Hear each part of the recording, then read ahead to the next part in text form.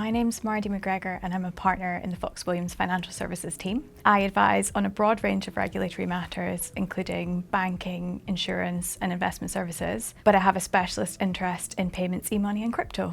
I've been watching the development of crypto regulation for several years now, and there are lots of recent developments in this space. I'm going to outline 3 key regulatory areas that crypto asset businesses operating from or into the UK should be aware of. There's an FCA registration regime that applies to crypto asset exchange providers and custodian wallet providers that are carrying on their activities by way of business in the UK. So, for example, crypto exchanges and trading platforms like Coinbase, as well as crypto ATMs and firms that are making introductions or arranging commercial partnerships. This is a registration process under the anti-money laundering regulations, and while not a full authorisation process, is extremely onerous and requires a firm to provide detailed information about its operations, compliance procedures and AML risk assessments. As of February this year, the FCA had only registered 45, which is 14% of the 340 applications it's received. Also, registered firms have to comply with detailed ongoing regulatory obligations, for example, in relation to customer due diligence, reporting and record keeping.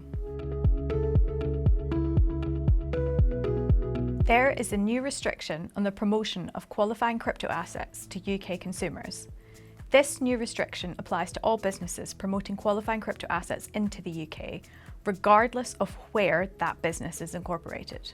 In order to lawfully communicate a crypto asset promotion, firms will need to either be registered with the FCA under the money laundering regulations, be authorised by the FCA, which is difficult as there's no crypto authorisation regime, or have the promotion approved by a person authorised in the UK.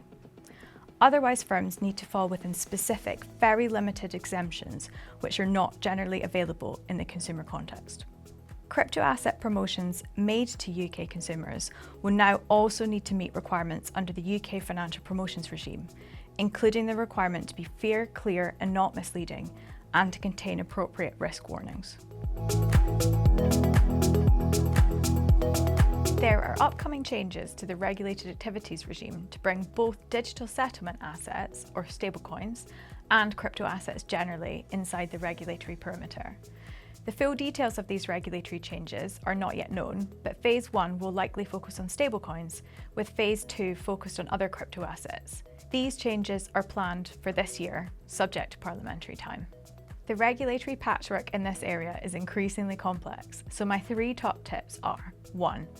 Don't assume that because you are caught or not caught by one aspect of the regulatory regime, that you are necessarily caught or not caught by another. The geographic scope of the rules and the types of coin or token that they capture are different. 2.